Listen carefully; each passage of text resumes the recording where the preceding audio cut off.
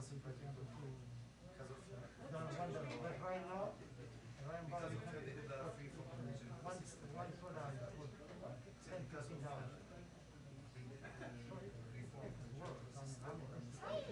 are you?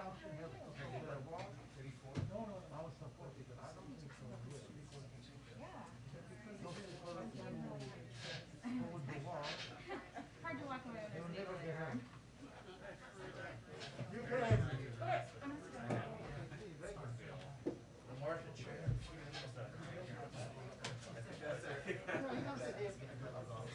Normally you're down. Yeah, I actually got it 2 weeks ago. And then That's right, no one actually saw. yeah, I was like, I finally cleaned up my luck, and then I but everyone cleaned up forever, so but it's slow.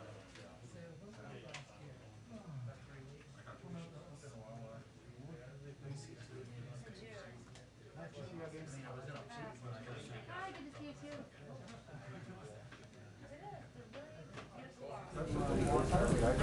But it's the opposite.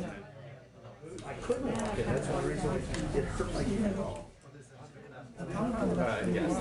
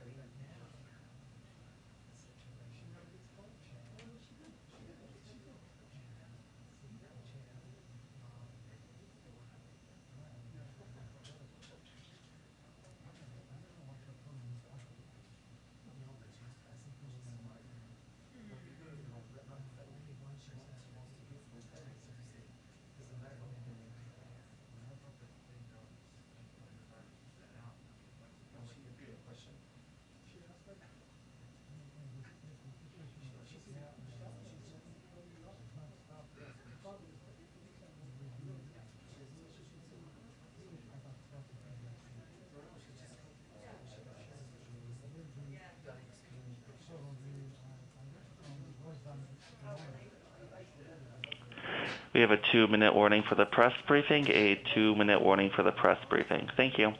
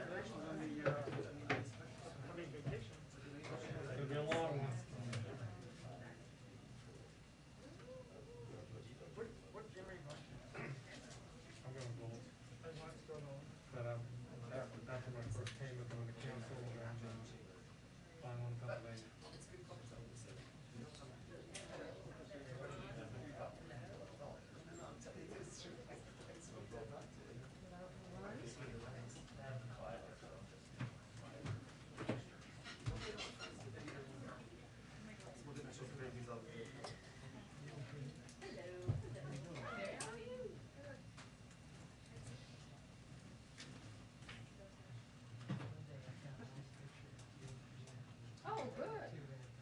Yes. We increased the average of redheads year over year.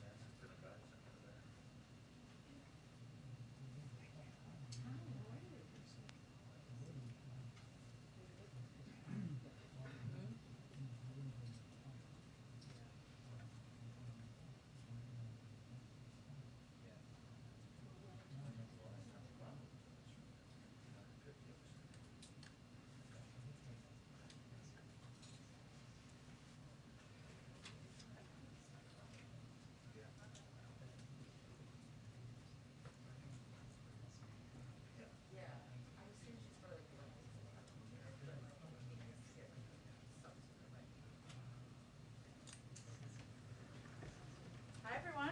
Hello. Happy Monday. Okay. Even as we are facing an inflection point clearly this week, I wanted to take the opportunity to just remind everyone, specifically in the public, of what we're talking about in these packages and why the president is fighting so hard to get his agenda forward. So, included in these packages that the president is fighting to move forward on with leadership, we are working to lower the excruciatingly high cost of prescription drugs, which, by the way, over 80% of the American public supports. We're also working to make historic investments in crumbling roads and bridges, which over 80% of Americans support. We're working to pass historic tax cuts for middle-class families. 50 million Americans would get their taxes cut, 4 million small businesses.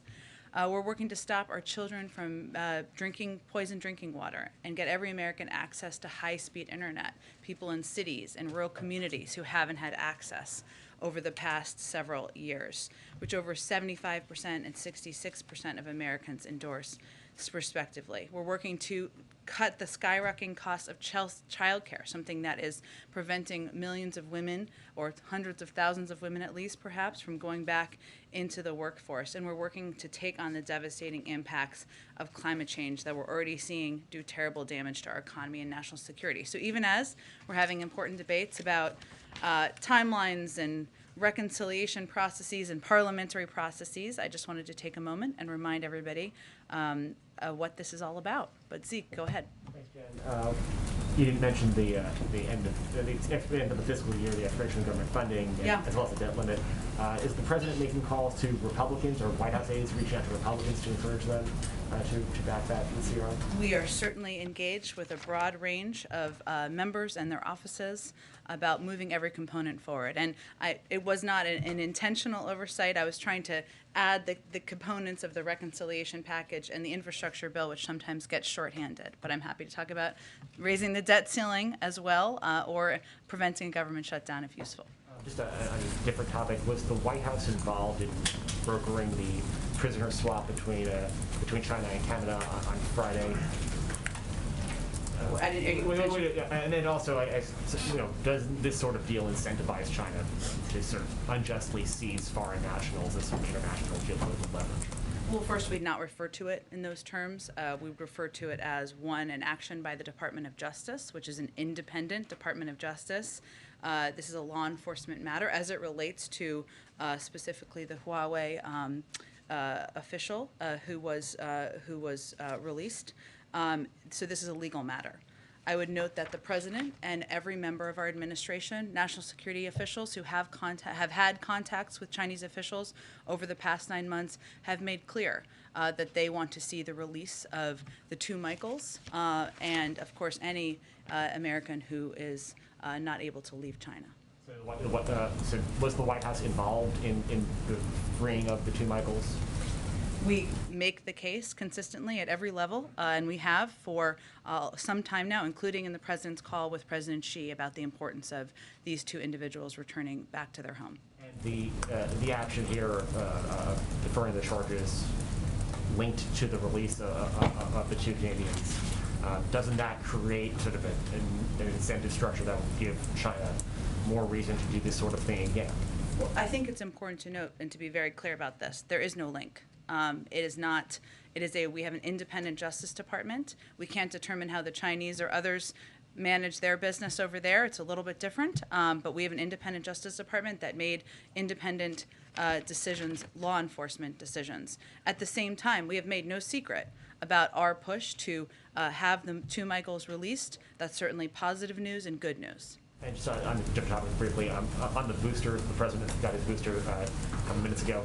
Are White House staffers getting boosters as well as the White House proper considered one of those high-risk settings like healthcare, grocery stores and the like? Sure. Well, the CDC, as you all know, just released this information or these recommendations, this guidance on Friday, and so there hasn't been a determination made. But I will note, since you gave me the opportunity, it's pretty clear, this is one of the reasons the president conveyed this as well, exactly what this means. People who are 65 years and older, they can look at their vaccine cards. If it's been more than 6 months and they had the Pfizer shot, they should go get another shot. Long-term care residents and staff, people who are 18 years and older who have underlying medical conditions, including asthma, diabetes, obesity, there are others.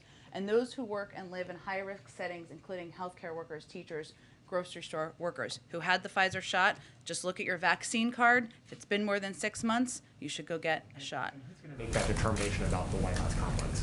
Is that a CDC decision? Is that a White House medical office, medical unit decision? We follow CDC guidelines, but given the guidelines just came out on Friday, we're still making a determination about how it would be applied. Go ahead. Thank you. Just to piggyback on Zeke for a minute about Huawei, I just wanted to ask how you would respond to allegations from congressional Republicans that the deferred prosecution agreement for the Huawei CFO amounts to capitulation and appeasement and calls into question Biden's ability to deal with the threat from China, that hostage-taking works with the United States, etc. It may feel foreign to them that the Department of Justice is independent, but it is independent under this administration. And this is a legal matter. It was an announcement made by the Department of Justice, and it's inappropriate for me to weigh in on that further. What I would note, though, because I think there was a lot wrapped up in their criticism there, is that our policy has not changed. Our policy toward China. We're not seeking conflict. It is a relationship of competition, and we're going to continue to hold the PRC to account for its unfair economic practices, its coercive actions around the world, and its human rights abuses. And we will continue to do that in partnership with our allies around the world. We will also continue to engage with the PRC to keep channels of communication open to responsibly manage the competition and discuss potential areas of interest where those align. So there is absolutely zero impact. No one should read it as an impact on our substantive policy. This is a legal matter and a legal decision. Just to quickly follow up, did President Biden discuss Huawei on his recent call with President Xi? He raised the two individuals, the two Michaels, who have been released. Very positive news. It should not come as a surprise that President Xi raised the Huawei official. But again, there was no negotiation on this call. These two leaders raised the cases of these individuals, but there was no negotiation about it. It was President Biden raising and pressing again for the release of these two Michaels, as is something that happens in every engagement we do with the Chinese, or had up to this point in time. Go ahead. Jen, you opened by talking about how popular the president's agenda is as reflected in these bills, prescription drugs and child care and climate change. If the president's agenda is so popular with the American people, why can't he find the votes to get it through Congress? And why hasn't he rallied public support, really, to get this done?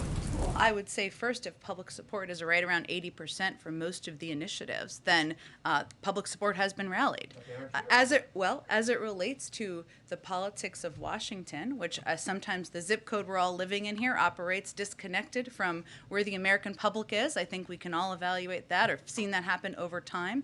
I noted that because it's important for people to understand this is what the American people want.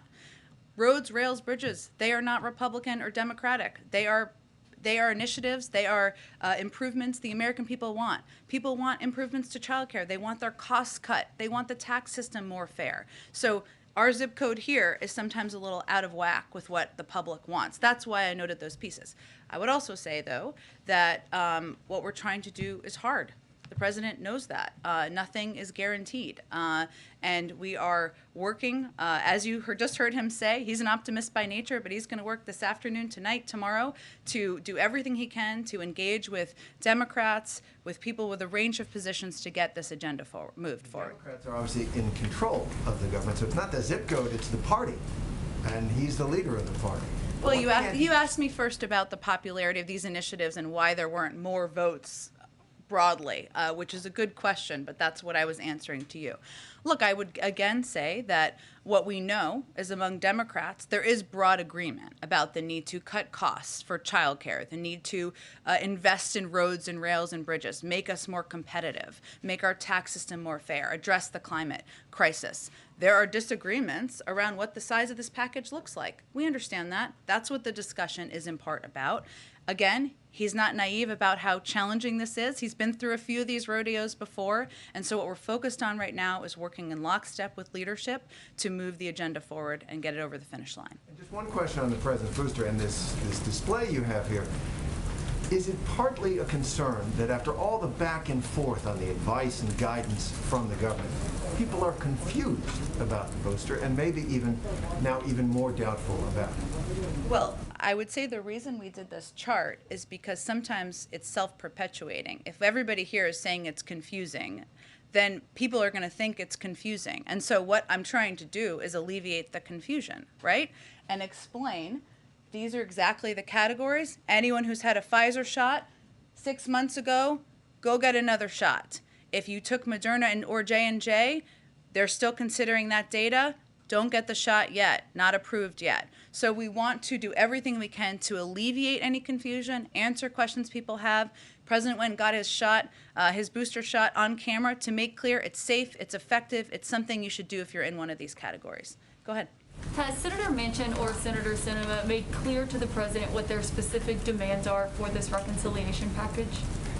I certainly understand your question, Caitlin, but I'm not going to speak on their behalf about what where they stand at this point in time. Have they told the president, though, what their price tag is? I will let them speak for what their points of view are. There have been ongoing discussions. We've been in close contact with them, as well as a range of members about the path forward. Without saying what they are, you can't just say if they've actually told the president, here's where we We'll let them speak for what conversations they've had privately. We're not going to provide more detail from here.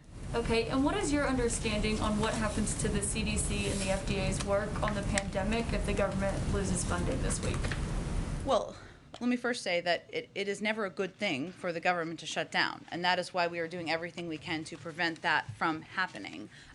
Because a great deal of public health, if not all of it, most of the public health work would be exempted from a government shutdown, but that doesn't change the fact that having services shut down, staffing cut in different agencies is not in the interests of addressing any crisis we face, including the pandemic. So will they continue to work at 100% when it comes to the pandemic response, or what is the preparation for that? Well, we, of course, as I noted and confirmed last week, we had begun making contingency plans, as every government does, as every Office of Management and Budget does, to plan. But again, public health officials, for the most part, would be exempt. But government shutdowns also are hugely costly. They would include the cutting of staff at a range of agencies. That's not a positive thing, obviously. Go ahead. Thank you, Jen.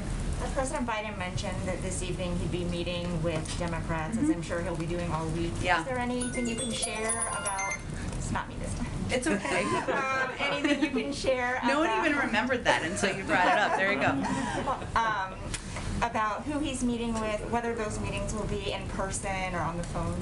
Sure. Understand your interest. Let me just tell you that, one, we all ate our Wheaties this morning. I expect that's going to be the breakfast all week, and things are constantly changing every day and certainly even every hour. And we are evaluating. The president has some space in his schedule to make calls, to bring people down here. We're not that far from the Hill. So we will keep you abreast as these details are finalized, but we're working through that now, and I expect that will be the case for the coming days. And then publicly, progressives like Congresswoman Jayapal, Senator Sanders have said they are open to hearing what somebody wants to cut from the reconciliation package when asked about a figure lower than 3.5.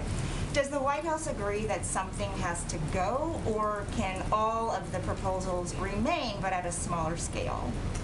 I think this is exactly part of the discussion that's being had between members of not of all parties, I should say, but many members in the Democratic Party right now. And there are a range of options, but I'm just not going to outline those or detail those from here. And then just one more on the vaccine mandate. Sure. The president said he's going to Chicago on Wednesday to encourage more businesses, but the last I checked, the OSHA rule was still in the rulemaking process. Yeah. Do you have any update on when that will be done so businesses can implement it, and when you think that will happen? Well, there are a number of businesses that have already implemented it, even before, or already implemented, I should say, their own requirements, even before the OSHA rulemaking had happened. So, and some of those businesses are in Chicago. United is an example, obviously. They implemented a vaccine mandate several weeks ago, and they now have had a huge increase in the number of employees who've been vaccinated. So what the president's going to continue to do is lift up private sector companies and businesses that have already put in place mandates, even as the rulemaking process is ongoing. So there's no update on a timeline? It's up. I would point you to OSHA. We knew it would take a little bit of time, given there are some very understandable and good questions by the business community. They want to ensure there's clarity when they put out the rules. But businesses can employ it. It's become more popular. It's been very successful in the vast majority of businesses that have implemented mandates. Thanks, Jen. What leverage do you believe the president has in political or in terms of specific pieces of the legislation? What leverage does the president have with Democrats? In terms of getting the agenda forward? Well, I would say, one, it's a hugely popular package. Each item in itself, that's why I went through some of the specifics here, has broad support among the American public. But I would also say that if you talk to most Democrats who are in Congress, most Democrats in the country, there's not disagreement about the fundamentals of what we're trying to achieve. And there is agreement that we need to address the climate crisis, that we need to cut costs for childcare, for college, that we need to make it easier for women to rejoin the workforce. We need to rebuild and modernize our infrastructure. So there's agreement on that. There's a basic discussion that needs to happen or is ongoing. We're right in the weeds of it now on what the size of the package looks like. But I will also note, and we've done this a little bit over the past couple days, but that this package, the reconciliation package, would cost $0. So what I'm saying, the case we're making here is that there needs to be agreement on the different components. There's broad agreement on the goals. And then there needs to be agreement on what the revenue pay-fors are. There's a range of options for revenue pay-fors. Clearly, the president has laid out the different areas that he would like to invest in, and all of that needs to come together. That's where we're in the weeds on now. Is it a political problem for the president that he's having difficulty bringing together his own party? First of all, we're in the process now. The president, again, doesn't underestimate how challenging getting all of these pieces of legislation forward is. We're in the middle of it right now. And there is broad agreement about the different components of his agenda. So what he's working to do now is unify the party around the path forward. That's what we're in the middle of. I don't think it's a little too early to evaluate how it's going to end. You said it could go into next week? That's your expectation? We'll see. Go ahead. I'll come back to you, Jake. There's some reporting today that the White House and Democrats are considering or at least looking at means testing for some of the items in the reconciliation bill. Is that something that you would consider? Well, it depends on how you define what that exactly is, right? There are income requirements for a range of different components of the president's agenda, right? Well, for say community college, for example, that was billed as something that would be available to all Americans. Right, but I'm not going to negotiate all the specifics from here. I'm just going to give you just a broad case understanding of how we've already approached things to date. Depends on how you're describing exactly what that is, right? We don't give the child tax credit. Every family is not eligible for the child tax credit in the country. Every person is not eligible for the earned income tax credit. There are income requirements for a variety of components. So there are some who have proposed that. Obviously, the president, there are components, as you can see from his past agenda, where there has been income tops on some components of his agenda, but beyond that, there are ongoing discussions right now. Ruling out that could be added to some items that, as proposed, did not have income. Well, again, I think you should look at the president's past proposals and what he's supported in the past, where there has been prioritization in the past in some areas for components of his agenda that made it have an income cap, so that we could expand the scope of who could get it without it being to the highest income. And just one more, as he sat down with Prime Minister Modi last week, the president said that the Indian press is better behaved than the U.S. press, and then he advised him not to take questions. Can you explain why the American president was criticizing U.S. reporters in that setting? Well, I would note first that he took questions on Friday, and he took questions again today. And I think what he said is that they're not always on point. Now, I know that isn't something that anyone wants to hear in here, but what I think he was conveying is, you know, today he might want to talk about COVID vaccines. Some of the questions were about that. He might want to talk about, and some of the questions are not always about the topic he's talking about in that day. I don't think it was meant to be a hard cut at the members of the media, people he's taken questions from today and on Friday as well. Go ahead. It happened that he was sitting next to the Prime Minister of India, one of the world's largest democracy, when he said that. It also followed the incident on Wednesday when he was sitting next to the Prime Minister of Great Britain. Is the president reticent to take questions when he's sitting next to a foreign leader in the Oval Office? Can we expect him to do that in the future? Steve, he took questions earlier that day on Friday. He'd already taken questions that day. I think that was the context of his comments. But obviously, again, the question And he's was, taken questions standing next to a foreign leader many, many times in the past, and will continue to. I want to ask you about what Republicans are pointing to in the analysis from the Joint Committee on Taxation. They say, according to, if I've read the chart correctly, more than 16% of taxpayers would see their taxes increase under the bill that's approved by the House Ways and Means Committee. Will the president sign that bill as it is coming out of that committee, or will he insist on the changes so that he will maintain his commitment that taxes won't go up on people making $400,000 a year? I have not looked at the document or the report that you have put out. Obviously, the president, or that you have referenced, I should say, that the Republicans put out. Obviously, the president's commitment remains not raising taxes for anyone making less than $400,000 a year. There are some, and I'm not sure if this is the case in this report, who argue that in the past, companies have passed on these costs to consumers. I'm not sure if that's the argument being made in this report. We feel that that's unfair and absurd, and the American people would not stand for that. But I will take a closer look at this report and get you a more substantive response. Go ahead, Jackie. Thanks, Jen. Going back to the Friday meeting with the Prime Minister, the President said that the Indian press was better behaved than the U.S. press, but the Indian press is ranked 142nd in the world, according to Reporters Without Borders, for press freedoms. I mean, how does he say that about the U.S. press? compared to the Indian press? Well, I would just say to you that having now worked for the president, serving in this role for 9 months, having seen that he's taken questions from the press more than 140 times, including today and Friday, that he certainly respects the role of the press, the role of the freedom of free press. We ensure that we have press with us, of course, when we travel, that we have press with us for sprays in foreign capitals, and we will continue to. And I think that should speak to his commitment to freedom of press around the world. I want to go back to the border on Friday. The Secretary of Homeland Security said that 12,000 migrants were released into the U.S. to have their cases heard by an immigration judge. 2,000 were expelled via flights. But we now have another group of migrants that's crossed the southern border of Mexico, could end up on the U.S. Southern border within the next month or so. So does the White House believe the message of deterrence, border is closed, do not come, is working? Well, Jackie, the White House believes that, and the president believes that our immigration system is incredibly broken.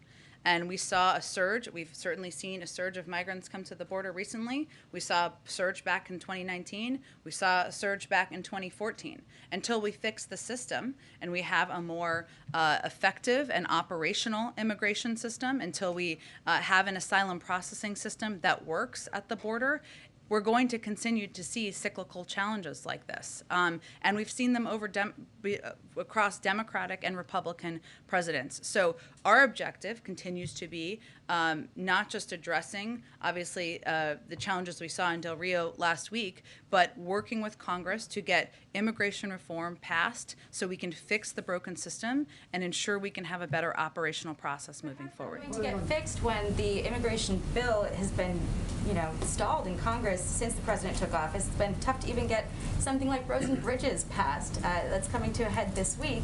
How is that going to work when there's also this backlog of 1.3 million cases that are waiting to be heard, and on average it's taking 2.5 years for cases to be processed from the notice to appear to the case completion. That's almost double from a year ago. So what tools is the president going to use, because Congress is very slow right now? Well, we would argue that for all of those Republicans who are standing at the border and giving speeches about how broken the system is, why don't you join us and be a part of the solution instead of relying on speeches? Because we can work together and get immigration reform passed and make the system work and make it operational. Well, we can have border restrictions that make sense. We can have a humane system that ensures that people can apply for asylum in an equitable way. That's something we all agree the system is broken. I think the question is who's going to work with us to get changes done to make it better. Republicans are saying that a major reason that this bill can't move is because there's not enough border security provisions in it. Is the president going to bolster border security in order to pass immigration reform? If Republicans are eager to have a conversation about comprehensive immigration reform, we're happy to have that conversation. We haven't seen any willingness or appetite to do that. All we've seen is speeches and talking points to date. Go ahead. Thanks, Jen. Just to go back to the Huawei case for a second, you said there's no link between that and the release of the two Michaels, but China has long linked those two things, and given her release and the timing of their release, and it was a long-standing ask from the Chinese side, how do you communicate clearly that it wasn't a concession to them? Well, our system clearly works differently from the Chinese system. We understand that. How we communicate it clearly is to reiterate that this was a legal decision made by the Department of Justice. They can speak to the reasoning. They can speak to their decision-making process. But I would also reiterate that we are still pleased to see, of course, the release of the two Michaels, something we have been pressing for as our neighbors to the north have been pressing for, and others around the world for some time. Our Justice Department is independent. They make independent legal decisions, and we will continue to reiterate that. I would also say that there has been some assessment that this means a change in our China policy. That is absolutely not the case. This was a legal decision. Our policy and our approach to policy, our intention to hold China to account for its unfair economic practices, its coercive actions around the world, hold it to account on human rights abuses has not changed. Okay, go ahead. Thanks, Jen.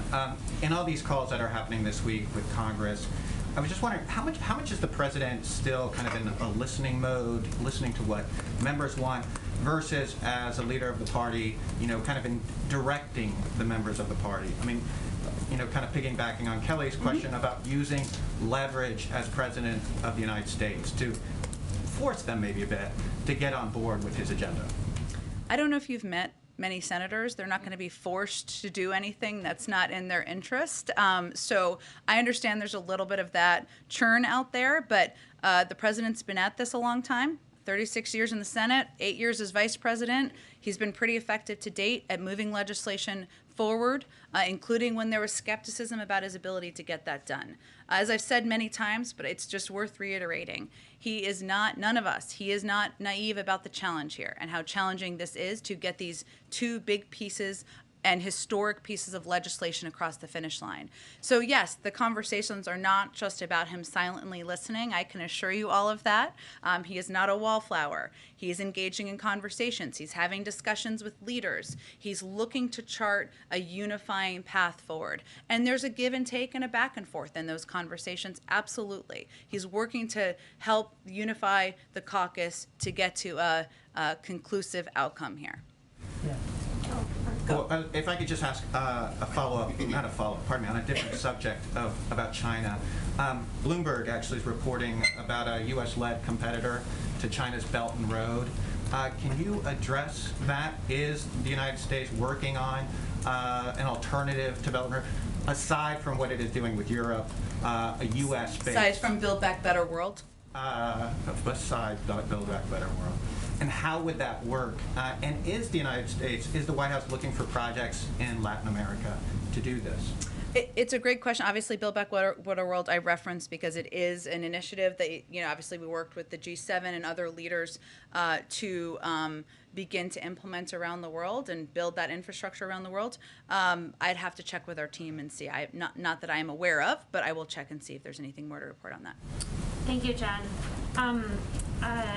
In New York State, there's an anticipated shortage of healthcare workers due to tens of thousands of them failing to comply with strict state vaccine mandates. I'm wondering if the Biden administration is learning anything from these New York mandates as it's drawing up its own federal version of them, and if there's any surprise by the number of people who haven't complied and haven't been vaccinated. So, as it relates to New York, one, we are tracking that a number of states, New York is one of them, are beginning to implement, as they're beginning to implement requirements, they're taking steps to work with healthcare systems to ensure that they have alternatives that they can backfill as needed. And that certainly is something we support, that some states like New York are doing.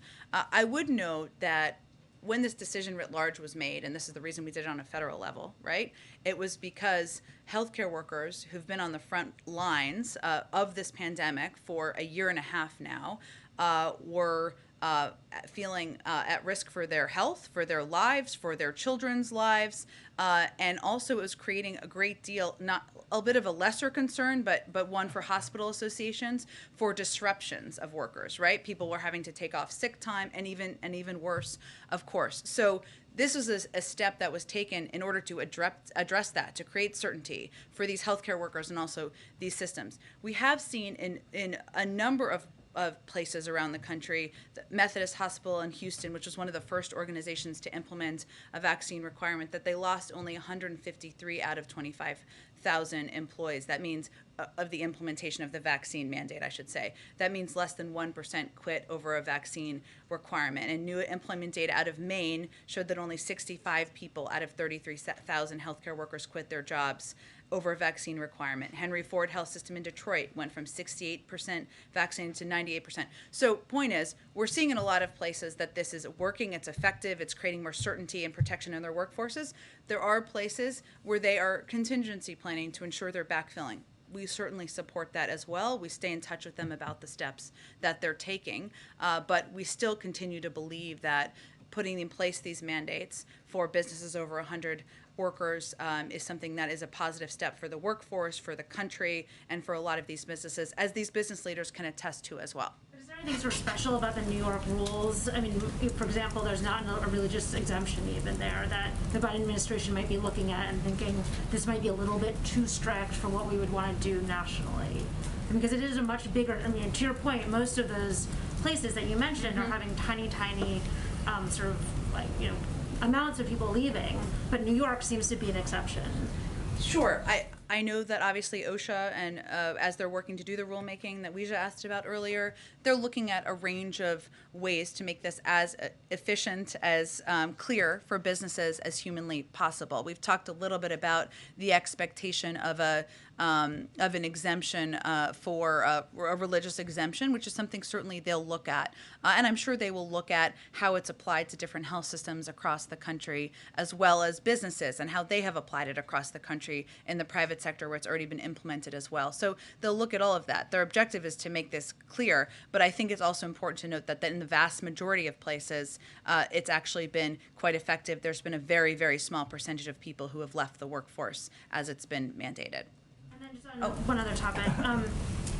There's a group of about 40 Americans who are still alive from the Iranian hostage crisis, who are supposed to be paid from a fund that Congress approved.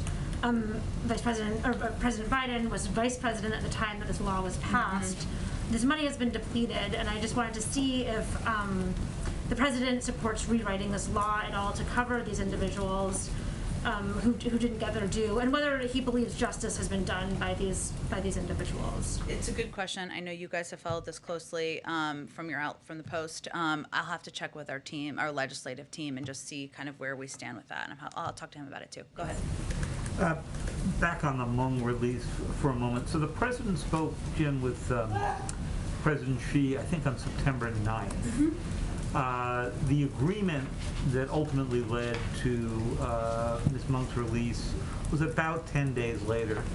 Was he aware at the time, even if he did not discuss it with President Xi, about what the status of the discussions were? In terms of the Department of Justice, I don't have any more detail on that. So we don't know whether he knew. Do you know when he first learned that there was? I just don't. I'm not trying to be cute with you. I don't have any more detail on it. I'm happy to check if there's more I can convey. Okay. A second question on all of this. You said that it wouldn't have any effect on our overall China policy. We haven't heard the president very much during the time that he's been in office about Huawei itself. And obviously part of the effort here in reaching this agreement was to get a statement that would help with the criminal case against Huawei. How does the president assess that the campaign against Huawei is going right now? Well, I have not spoken with him about his view on the campaign against Huawei. What I will tell you and just reiterate is that this was a legal decision. It does not change our view, this administration's view, or his view as it relates to our concerns about economic practices, coercive actions, and in fact, the actions that were admitted to by this individual. I mean, those type of actions. So it does not change our policy. It does not change our approach to policy. It does not change our concerns with some of the practices we've seen from the government and leaders within China as it relates to economic action. I'm trying to get something a little bit different, which is, does the president believe that the initiatives you have underway that contain Huawei spread through Latin America, Africa, elsewhere, are actually yielding results in the first 9 months of his presidency? You've seen them win some big contracts. You've also seen them have a very difficult time getting a lot of the semiconductors and other parts they need. I'd have to check with our team on an assessment of that, David. It's a totally fair question. And a last question for you, which has to do with Iran. The foreign minister of Iran, the new foreign minister, was in New York last week. He said that they were less interested in the details of what a revived JCPOA agreement said, and much more interested in making sure that they got the sense of all the benefits from sanctions relief that they believe actually back to President Obama they did not, even after the agreement was signed. Is it President Biden's view at this point that if you do get back into the agreement, that Iran has to see more benefit than it actually got back after the 2015 agreement was reached? You mean receive more benefits than they received back in the last administration? Not on paper, but in reality. The Iranian complaint essentially was companies were still too reluctant to do business with them. I think, David, where we are is we're still quite a few steps away. And so we are eager, of course, to go back and have discussions, diplomatic discussions in the next round of negotiations. They may not be interested in all the details. We certainly are interested in all the details, but I just am not in a position to assess what that will look like at this point in time. Go ahead. Yeah, thanks, Jen. Does the White House have any reaction from news today that John Hinckley, who of course attempted to assassinate President Reagan 4 decades ago, will be granted unconditional release effective next June? I don't have any response. I'm happy to check and see if we have one from here. Go ahead. Me? Go ahead. Thank you very much. Oh, sorry, I was calling on him. Go ahead. Go ahead. I'm so sorry. Oh, right. Okay. It's okay. Go ahead. Today marks 4 weeks since the last U.S. troops left Afghanistan. And since then, the U.S. has helped at least 160 Americans and U.S. residents leave, but thousands more green card holders and at-risk Afghans remain. Does the White House think that that's an acceptable rate of getting people out, and how do you measure success? Well, our objective was at the time and continues to be to work with our partners in the region, including the Qataris and others in neighboring countries, to ensure there are movement of flights and that flights are back up and operational. We have seen many people depart, and that we expect and hope will be ongoing. We knew that we needed to take a number of steps to work with the international community to ensure there's continued pressure that the Taliban would abide by their commitments, and we also knew that we needed to get the flights up and going. The flights have been up and going, and so far we've moved some people over land. We're working with our partners in the region to continue to get more people out who want to depart. Is the White House happy with how quickly things are moving? Our objective is to continue to make progress, and I think we're doing exactly that, and the State Department, of course, is leading this effort. Go ahead. The Education Secretary supports mandatory vaccinations for students if they're eligible for a COVID vaccine. Does the White House agree with that? Does the White House believe that all students should be vaccinated before they go to school? Well, we always felt it would be up to local and district school districts to make that determination. Certainly, we support more people getting vaccinated, more schools and superintendents and leaders taking steps to protect their communities. But our view is it will continue and should continue to be up to schools and local school districts. Not a federal requirement at this step. We have not put in place one, no. Go ahead. Go ahead. Thank you so much. So taking you back in time to Friday, as President Biden was meeting with Prime Minister Modi, the Prime Minister of Pakistan took to the stage at the UN and delivered some scathing criticism of the U.S.'s actions in Afghanistan. And he's lamented the lack of direct engagement between himself and President Biden. So I was just wondering why hasn't the President used this aggressive diplomacy to answer that call from the Prime Minister of Pakistan to engage directly? To be in touch directly with the leader of Pakistan. We have been in touch at very high levels with leaders in Pakistan, from the State Department, from the Department of Defense, and from other key components of the administration. The President has not spoken with every foreign leader at this point in time. That is absolutely true. But he, of course, has a team, an expert team deployed to do exactly that. So I would say that we are continuing to work together and work on initiatives where we can, make clear where we have concern, but I wouldn't overread into a leader-to-leader call in that particular regard. We have high-level engagement from the State Department, Defense Department, and others at this point in time. Some point soon? I don't have anything to predict at this point in time. If they do a call, we will, of course, read it out to all of you. Go ahead, Yamish. Thanks, Jen. A question on the pressure the president's facing. The president said today that victory is at stake this week. Can you explain more about what he meant there, and also what pressure is he feeling as Democrats face this sort of intense legislative week? Well, I would say he said that at the end of several questions, just to give the full context, when it was like, what is at stake? And he said, victory is at stake. I don't think he said it quite exactly in the same tone that you conveyed, which is okay, but look, the president is very committed to this agenda. He laid it out back in the spring. He thinks that it's far past time to rebuild our roads, rails, and bridges. He thinks it is far past time to ensure we are doing what's needed to address the climate crisis. He thinks it's far past time to lower costs for working families, whether it's childcare, the cost of college, elder care, that are impacting millions of families across the country. That's what the stakes are. The stakes are for the American people. That's what he's focused on. We are, of course, going to continue to work with Democratic leadership, and our objective is to win both of these votes and get this agenda moved forward. I know you're not going to negotiate from the podium, but can you say anything about what the president's message is to his own party as he tries to bring together progressives and moderates? His message is let's get together, let's get to work, and let's get this done for the American people. Can I ask you one quick question on the Haitian migrant issue? Sure. Can you talk a bit more about the need to continue to use Title 42 and why that's so important to this administration? And also overall with the Border Patrol, Force Patrols, they've been using those horses for a very long time.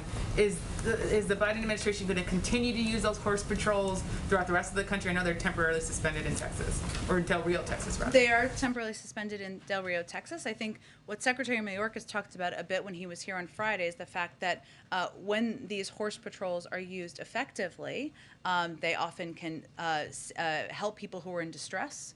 That's something they do. They can find people. There is a reason that these horse patrols have been in place and continue to be in place in some parts across the country. Of course, our Department of Homeland Security will continue to look at and assess, especially as the investigation concludes, what that looks like.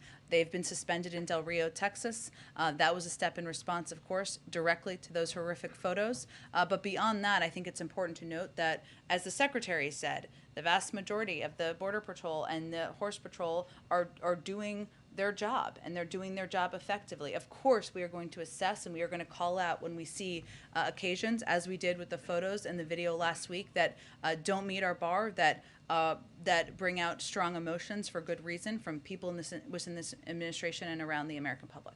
When you clarified about the victory is at stake, could you just explain a little bit more what you mean by that? I just want to make sure that the context is clear when the president said victory is at stake, what you see him as meaning there.